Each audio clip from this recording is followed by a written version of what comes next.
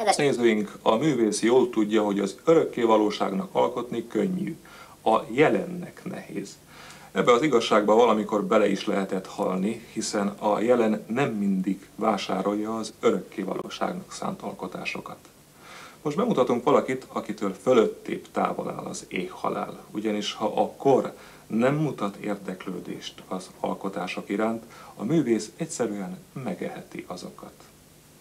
Kérem szépen, hogy akkor most csináljunk egy kis mini tárlatvezetést.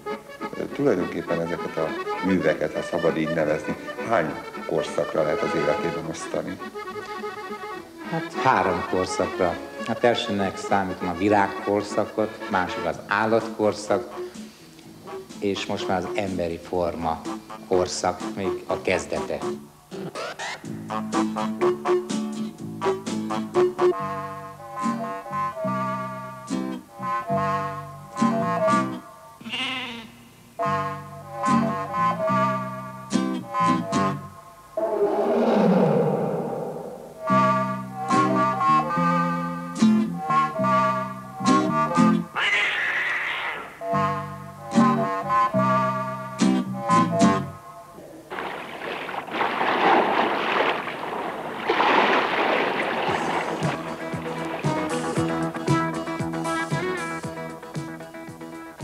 Tulajdonképpen mi a marcipán? Mert én bevallom, hogy nem tudom. Hát marcipán, mandula és cukor. Körülbelül 3-szorosával csináljuk, egy mandula, 3 cukor. Nekem olyanok ezek a tömbök, mint hogyha a gyerekeknek a gyurmáit látnám. Ez nagyon hasonlít hozzá, az biztos, csak mondjuk ez egy kicsit édesebb. Hát, hogyha a televízióban megy valami mese, legújabb valami, akkor itt jelenkeznek a vendégek is nálam. De persze mindegyiket nem tudom vállalni, mert ott már, tehát rajz után már nekem nagyon nehéz. A mazsolákat azért tudtam, a mazsolát, ma az nem rajz, az bábú volt. Ugyanis a mazsolához már kellett házikó, manó, mackó jöhetett hozzá, mindent, tehát ott már jelenteket tudtam csinálni. Tehát mazsola, mit tudom én, fűrésszel, a manóval, vagy ilyesmi, és már itt össze kellett hozni, és így összehozva láttam, hogy jaj, de jó pofa, és onnantól kezdtem variálni. Hát most van ez a barbapapa, most legújabb ez a divat, mondjuk ennek a formálása nagyon egyszerű, tehát ez nem okozott problémát. Lehet, hogy majd később folyamán rájövök egyes más mozdulatokra is, hogy én is tudok majd úgy alakítani, mint ahogy, tehát trükköket én is tudok majd vele csinálni, talán majd akkor, de lehet, hogy nem. Ezeket úgy állítom össze, hogy bárki ránéz, tehát a legkisebb gyerek, aki a mesét egyáltalán ismeri, az, ahogy ránéz, már az azt mondja, hogy ez a Jancsi és a Juriska, vagy a Piroska és a Farkas. Tehát a kettőt ne is tévessze össze. Legutóbb rendeltek tortát, ilyen táncversenyre, és legyen abban tangó, twisztező, legyen keringő, minden, így felsorolták, leírták, milyen fajta legyen.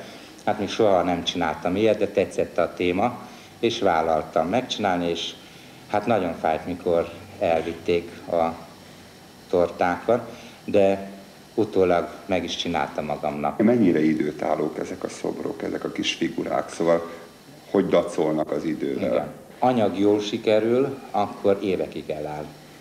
Ez nagyon függ az időjárástól is, de főleg attól, hogy esetleg van olyan, hogy egy kis valami olyan anyag került bele, egy kis liszt vagy valami, ami aztán hiába akarom tartósítani, akkor már nem. Tehát ha jó az anyag, akkor évekig. Van nekem olyan tortám most is, ami már 3 éves. Művészete ez, amit maga csinál? Ez, hogy eldöntsem cukrászba olyat mondani, hogy művészet, ez nagyon ritka dolog. Bár éppen azt hiszem, ha jól emlékszem, Franciaországban valami nagy ember mondta azt, hogy cukrász is lehet nagy művész. Hát még nálunk azért a nagyok nem születtek, úgy tudom, de azért vannak, azt hiszem Kenderesi, az megkapta az Oscar-díjat. Az is ilyen dolgokat csinált, tehát aztán szerintem ő már művész ezek szerint.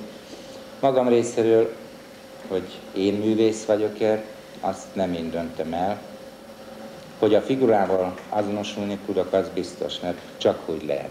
Egy mozdulatot beállítok, és minden figurában azért él, azt mondják, hogy él a figurám. De igen, itt kell vele együtt élni. Ha nem is van nagyon, mint a igazi művészeknél, akik szobrászok vagy festenek, de az születlen a figuráknál, hogy nem agyon dolgozni, egy ilyen minél gyorsabban menjen, akkor értékes a figurám. Ha lassan készül, nem értékes, akkor hiába szép, azzal megfáradtam. A nálunk az a jó, ami gyorsan és nagyon egyszerű megy, és mégis nagyon mutat. Én nálam egy komolyabb munka, egy ilyen dolog 10 percnél tovább nem tarthat. Ugye szokta tervezni ezeket a figurákat előre papíron? Nem szoktam. Nem, gondolatban szoktam, variálni szoktam, próbálni szoktam. Hogy jön ki, az anyag is parancsol sokszor. Szokott-e néha álmodni? Volt rá alkalom. Olyan, hogy sose sikerült valami.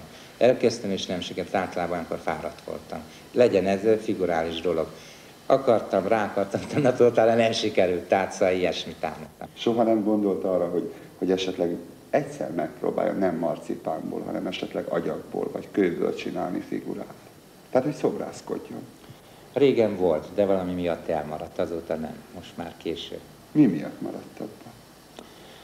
Hát kicsit kötve voltam, még gyereket kellett óvodába vinni, ilyesmi, stb. Szóval nem volt. Igen. És nem hiányzik ma az életéből, hogy? Most már nem, most már közel állnak hozzám nőttek. Ezek a marcipán Igen, figurák. igen. Most már nem is érdemes mással foglalkozni, és ezt még fejleszteni tudom, még van elképzelése, hogy még tökéletesebb legyen, és annak örülök, hogy még úgy érzem, hogy még tudom fejleszteni, és kell is. Mosolyogtam, persze, hogy mosolyogtam én is.